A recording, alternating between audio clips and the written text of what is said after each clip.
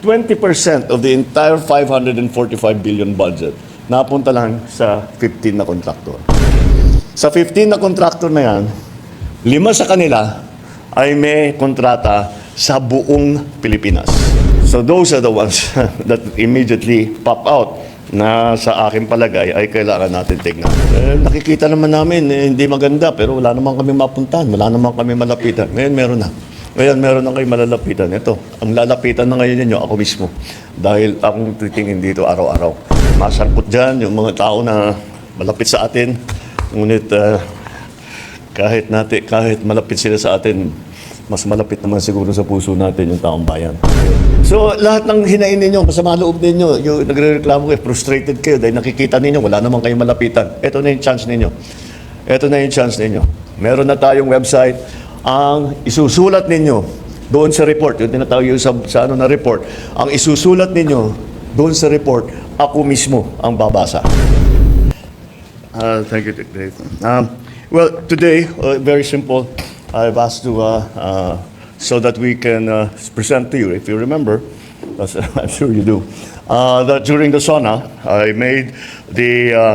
gave instructions for all our different agencies, led of course by DPWH, to give us all of the information on specifically flood control projects that were started, were finished, were in progress from the beginning of my term, which was in mid-2022 until now. And so part of that process of auditing these projects was to also publicize the list that we were going to get from DPWH. Well, we have done it. We have received the list from DPWH. I think, have put it into a form that is accessible to the public. And most importantly, it is in a form that the public can use so that they can first identify the projects, the flood control projects that are within their area, within their barangay, so that they can actually go and look at it. Or if they already have information, they can tell us about it. Kung maganda yung naging project, kung hindi maganda yung naging project, bakit hindi maganda yung naging project, ano naging problema, etc., etc. And that's what the present website is supposed to do. Now, this is the third iteration of this website. We've been working on, kahit nung nasa India kami, we were already working on it. And it was, this is the final form of it. And we are very much open to suggestions. If the people want us to put more info or other info onto the website, we will certainly do that.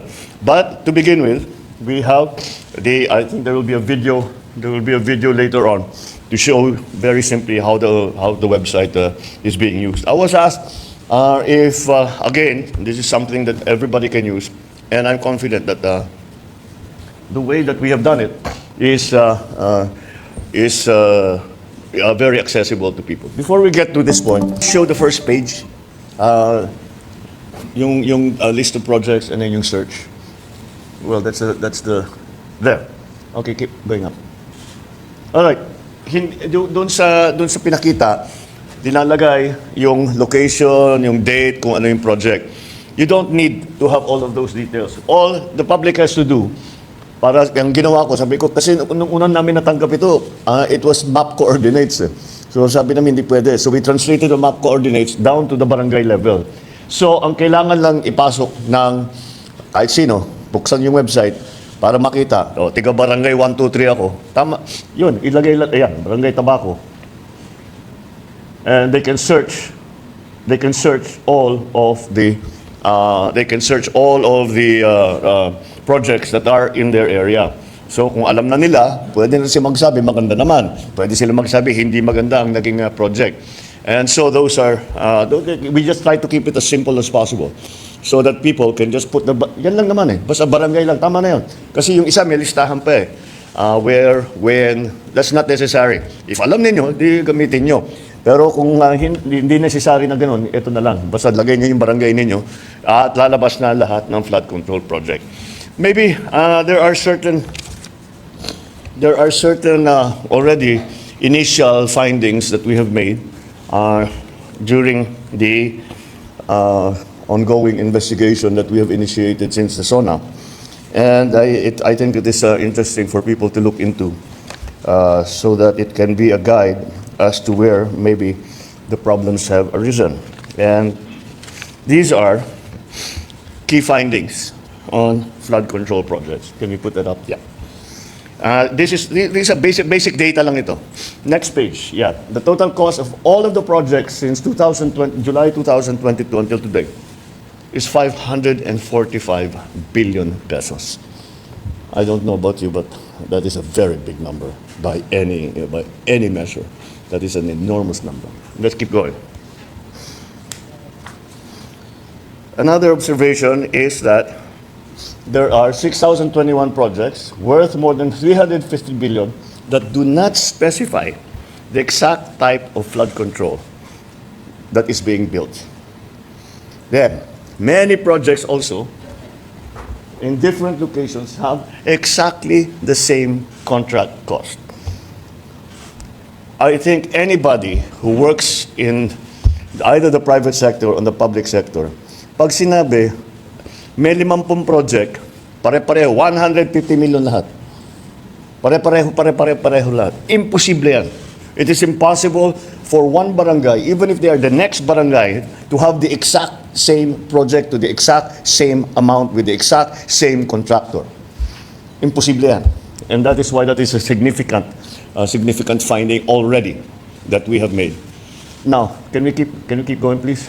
What's in there? So, we looked at the regions, kung saan ang pinakamarami. And this is what came out. So, that's something that we have to dig deeper into. Parang yung NCR, that makes sense. Kasi talaga yung flood problem nandyan. Pero titignan pa natin yan. Tapos, Region 3, well, they're flood prone. But tignan natin why as opposed to other places that have that are also flood prone. Okay, next. Here, I think you can analyze this for yourself. I don't need to explain this. These are the provinces with the most projects. And at the same time, here's a list of the top 10 provinces that are most flood prone, that have been assessed to be the most flood prone. I think you will notice they don't necessarily match. This side and that side don't necessarily match. Now, I'm sure there are explanations for that, or we will have to study it further. But you would intuitively say that projects, the areas rather, the provinces, or regions, whatever you want to do, whatever pinaka-flood prone, yun dapat ang pinakamaraming project. Pero parang hindi tumutugma. Kaya yan, kailangan natin pag-aralan na mabuti kung bakit nagkaganyan. And, well, this is just another piece of information. Out of 170 pumping stations, that's the next one, yeah. Pumping stations, 157 were in Metro Manila. This really, more than anything, manifests how the pumping stations have become ineffective because of the garbage collection problem. So that's indicative of that. Kaya namin linagay yan dyan. Kaya dahil para malaman ng tao, gawa tayo ng gawa nitong pumping station. Pag yung basura naman ay natapon, nabara yung bomba, nabara yung estero, nabara lahat, kagaya yung pinuntahan natin nung last week. Wala ring silbi yung pumping station. And that's just to bring home the message that we really have to do something about the garbage problem. There are, let's see, yeah, this is all over there are 2,409 contracting entities, which is understandable. Kasi sa local, ganyan talaga yan. You may AA, AAA, yun lang ang pwede niyong gamitin. And pag yung maliliit na project, the local can do it already. So that's not, just to show paano yung nagkahatian. However, this is another disturbing assessment, statistic. 20% of the entire 545 billion budget napunta lang sa 15 na contractor. Sa 15 na contractor na yan, 5 sa kanila ay may kontrata sa buong Pilipinas. Keep going. Yeah, with the flood. Ito na yung listahan.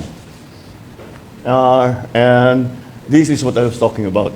5 of these 15 contracts have projects in almost all regions nationwide. ang justification sa pagpili ng kontratista ay para sasabihin, pagbigyan naman natin yung local. Di ba? Para naman yung mga maliliit na contractor, may trabaho naman sila. Mas mabilis kasi kung local. Kausap mo yung tao eh. Again, my experience as governor is that as much as possible, we try to do it by local. Kasi pwede namin, may madali, sabi, bilisan nyo na, bakit wala pa? Pwede mong anihin. You have some influence over the thing. But that one, that for me was the one that stood out very much. 5 of these contractors had projects in almost the entire country. So those are the ones that immediately pop out na sa aking palagay ay kailangan natin tignan. So anyway, this is the initial. We are rolling out the website today. We have provided you with some of the initial information that we have had. They are not assessments. We are not accusing anyone of anything yet. However, it gives us an idea of how this has been conducted. So I hope people will take advantage of this. And as I said, there is always a way for them to give their comments. Magsumbong sila kung yan ang gusto nilang gawin. Maaari naman, sasabihin nila, hindi, walang problema dito. Yun ang pinakamagandang balita na matatanggap namin. So I encourage everyone to look into this and say your piece. Kasi parang sinasabi ng mga iba, nakikita naman namin, hindi maganda, pero wala naman kami mapuntahan, wala naman kami malapitan. Ngayon meron na. Ngayon meron na kayo malalapitan. Ito, ang lalapitan na ngayon ninyo, ako mismo. Dahil ang titingin dito araw-araw sa website natin at babasahin ko ang report na ibibigay ng taong bayan. So this is the first step. We are going to keep going. This is something that is, I think, absolutely necessary. We have to clean our ranks. This is it might be a little painful. Baka masangkot dyan yung mga tao na malapit sa atin.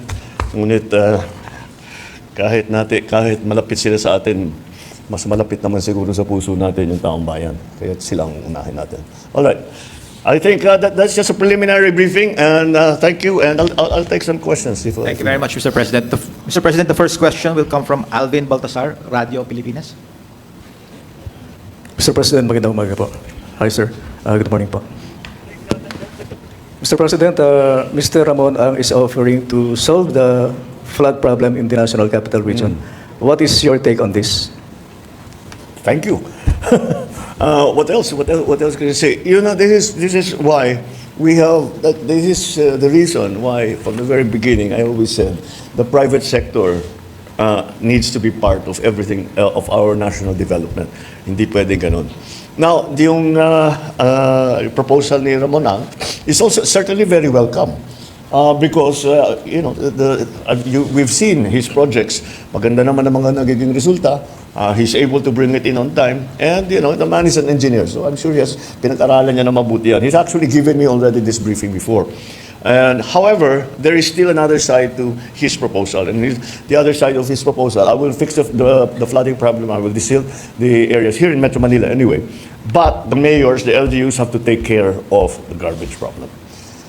It simply doesn't work until we have a solution to the garbage problem. We have a proposal for waste to energy solution in Manila, City of Manila. So baka naman, I think that will go on, but that's only for Manila. So itutuloy natin, titingnan natin kung magandang lumabas doon. And if that's the case, then that's what we will do with other parts of at least Metro Manila sa una or the other urban areas na nababaha. So again, anybody who wants to help, it's a welcome offer. Yes. So, sir, just a quick follow-up. So yung proposal po ni Senador Panfilo Lacson na itap din yung ibang mga bilyonaryo sa bansa, welcome din po sa inyo yun. Siyempre, you don't look a gift horse in the mouth. Kung handa silang tumulong. And this is not anything new. The so-called taipans of the country, pagka meron tayong gustong gawin, nag-offer talaga sila. Kaya't marami silang naitutulong. So I will certainly look at this proposal of Ramon very, very closely and see if we can do it. Like I said, it will require that coordination between LGUs and I guess San Miguel, whatever it is, what part it is that they want to play. Pero nagdi-desilt na siya. Nagdi-desilt na siya. Pasig River, dinidesilt na niya. So alam niya talaga yon. So anyway, that's something that's very welcome, as I said. Any offers of help are always welcome. Maraming salamat po, Mr. President. Thank you, thank you. Sir, the next question will come from Ana Felicia, GMA News Online. Good morning, Mr. President. Sir, Senator Tulfo mentioned earlier na isang undersecretary ng DPWH yung reportedly nasibak dahil po dito sa anomalous flood control. Is this confirmed, Mr. President? And sino-sino pa po kaya yung involved dito sa corrupt flood projects po? If we can name them, Mr. President. Now, we just opened the website. No, I need to hear from other people because anong makukuha kong report? Makukuha kong report sa kung sino man, maganda lahat. So, I need to hear from people first. And then, if there is really something na kailangan sasabihin talaga ito consistent, ang dami nilang 15 yung project nila, puro palpak. Delikado na yan, pitignan na namin. But we don't have that yet. We haven't conducted that. If you remember, the DepDev is going to now go into all of that. Pero parallel effort yan. Sa gobyerno at saka sa taong bayan. Importante yung contribution ng taong bayan. Napakahalaga. Dahil nandito kami, pinag-usapan nga natin, 9,000 projects. Siyempre, didetalye namin yan, isa-isahin namin yan. Pero ang tao, nandun sa harap nila. Pag-gising nila sa umaga, maglalakad lang sila ng kalahating kilometro, nandyan na, nakita na nila. So, that's maybe more important. Kaya we have encouraged the way we put the website together, kahit may picture, may video, i-upload ninyo sa amin para makita namin. Kasi meron kaming yung mga malalaking analysis, yung mga satellite nga, pati yung mga report. Pero iba na rin yung nakikita mo, sasabihin mo, dito nasira, dito pumasok yung tubig. Nung bumigay ito, wala na, binaha na kami lahat. So, that's why we are encouraging to go, we are asking people to help us and to help themselves. Dahil kung maayos natin ito, hindi na sila babahin, or at least not as badly as they are now. Sir, quick follow-up lang po. Doon po sa 15 contractors na nakita natin, meron po bang link sa mga government officials, especially po sa mga congressmen na nakaupo, sir? Wala na ba talaga tayong investigative journalist ngayon dito sa Pilipinas? Trabaho niya yan. Look it up. We are going to look at it also. But it will be premature for me to name names, etc. until we really know what's going on. But, go out there. Tignan ninyo. Talk to the people. We need to hear from everyone. And that's I think something that we can all play a part in.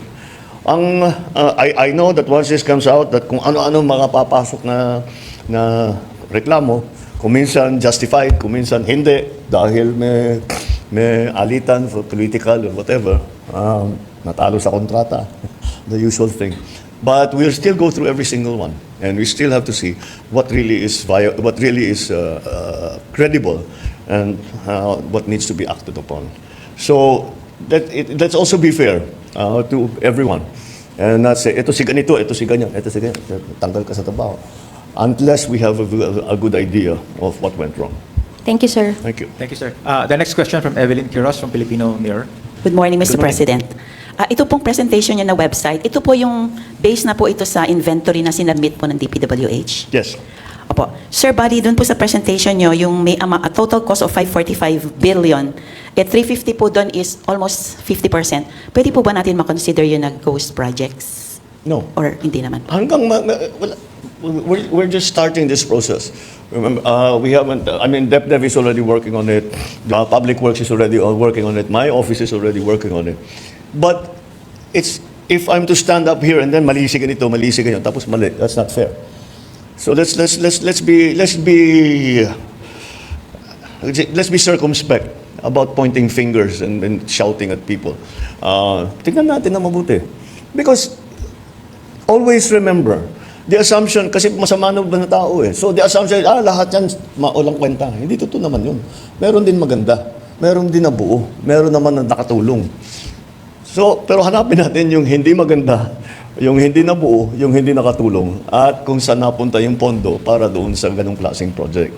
Kung sasabihin natin, it's also possible that palpak yung flood control project dahil climate change na eh. Sa buong kasaysayan ng lugar na yun, hindi pa binaha. Nangyayari sa amin yan eh. Hindi pa binaha. Ngayon lamang binaha dahil ganyan na yung climate change, na iba. Ang lakas ng bagsak ng ulan. So, kaya na-overwhelm yung flood control. Wala naman nagnakaw. Pero yung specification natin doon sa flood control na yan ay para doon sa pre-climate change na sitwasyon. So we have to be careful about this. Of course, we want to get to the bottom. Of course, we want the people who have taken advantage of the system to pay and to be answerable to the shortcomings that has been demonstrated. And if there is evidence of corruption, then of embezzlement, of any kind of wrongdoing, that's when we will move. But again, we cannot do all of this without the help of the ordinary citizen. We need the citizen to play their part, their civic duty, to report to the government what they see as being wrong. So let's be, as I say, circumspect and maayos yung ating pasok dito. Hindi yung bara-bara na, bahala na. What the expression in English is throwing the baby out together with the bathwater. Di ba? You choose. You Sir, make sure that you're on good ground. Mr. President, follow-up lang po. Doon po sa SONA, bali, yung Regional Project Monitoring Committee po, ay naatasan nyo na yung parang ma-identify yung failures, tapos yung mga hindi natapos, at saka yung alleged ghost projects. Pwede po bang malaman niya yon sa inyo kung sino po yung talaga yung ahensya na mag-iimbestiga nito, yung pangkalahatan? Thank you po. It will be DepDev. The regional, they will look at all of this. That's why what the DepDev, for example, can do. For those who are not up to, DepDev is what NEDA used to be. We just renamed it, so it's now called the Department of Development. So anyway, ang gagawin naman ng DepDev, titignan yung papel and see what happened, where it went. Tapos yung mga really very, very problematic areas, siguro papupuntahan nila. But how many areas can they go to? We were talking about 9,000 projects. Hindi nila mapupuntahan lahat. Kaya para sa akin, napakahalaga ang kontribusyon at ang mga komento, ang mga reklamo, ang mga video, mga picture na ipapadala sa atin ng taong bayan. This will not work. This whole process will not work unless people are involved. It is not going to be enough if only government is involved, if only DepDev is involved, if only Public Works is involved, if only the Office of the President is involved. We need everyone involved. Because, I don't know, 80 million, 90 million pairs of eyes are better than all the eyes in entirety of government. So, again, let me stress that it is exceedingly important that people get involved. So, lahat ng hinain ninyo, masama loob ninyo, yung nagre-reklamo kayo, frustrated kayo dahil nakikita ninyo, wala naman kayong malapitan. Ito na yung chance ninyo. Ito na yung chance ninyo. Meron na tayong website. Ang isusulat ninyo doon sa report, yung tinatawag yung sa na report, ang isusulat ninyo doon sa report, ako mismo ang babasa. Yan ang asahan ninyo. Babasahin ko bawat isa. Thank you, Mr. President.